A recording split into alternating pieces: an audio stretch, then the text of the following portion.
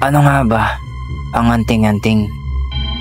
Ang anting-anting ay isang uri ng agimat o masining na bagay na pinaniniwalaang may taglay na kapangyarihang supernatural.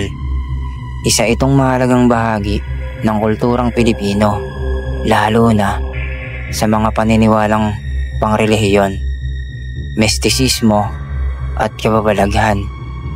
Karaniwang isinusuot ito bilang kwintas.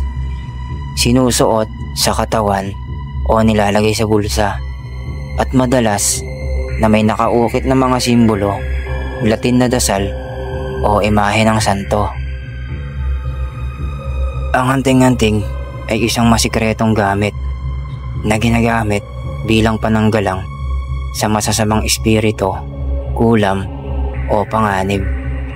Pinaniniwalaan ding nagbibigay ng kalakasan, gayuma, tagumpay at proteksyon sa may-ari nito.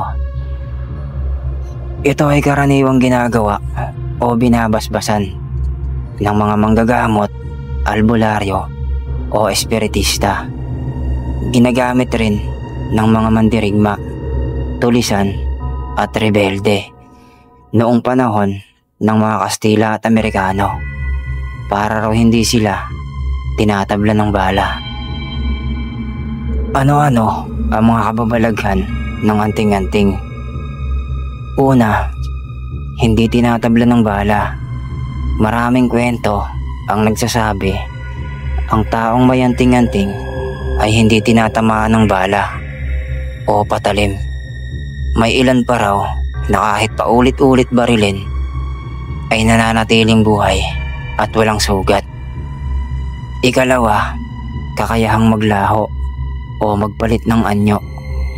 May ilang nagsasabi na kaya raw nilang maglaho o magkunwaring ibang tao gamit ang anting-anting. Sa mga alamat, may mga lalaking nagiging hayop o di nakikita ng kaaway. Ikatlo, pakikipag-usap sa mga espiritu. Ang ilang anting-anting ay sinasabing may espiritu o entidad na nakaugnay. Nakakausap raw ito ng may-ari sa pamamagitan ng panalangin o orasyon. Ikaapat, ang kakayahang paglalakad sa apoy o pako.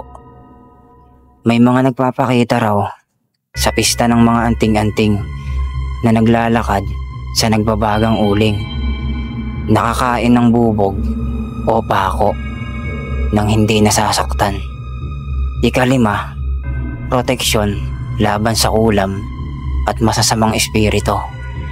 Madalas ginagamit ang anting-anting bilang pangontra sa kulam, barang o mga elementong gaya ng aswang at maligno. Ngunit isang paalala lang, hindi lahat ng anting-anting ay mabuti. May ilang ginagamit sa itim na mahika o may kabaligtarang epekto kapag ginagamit sa masama.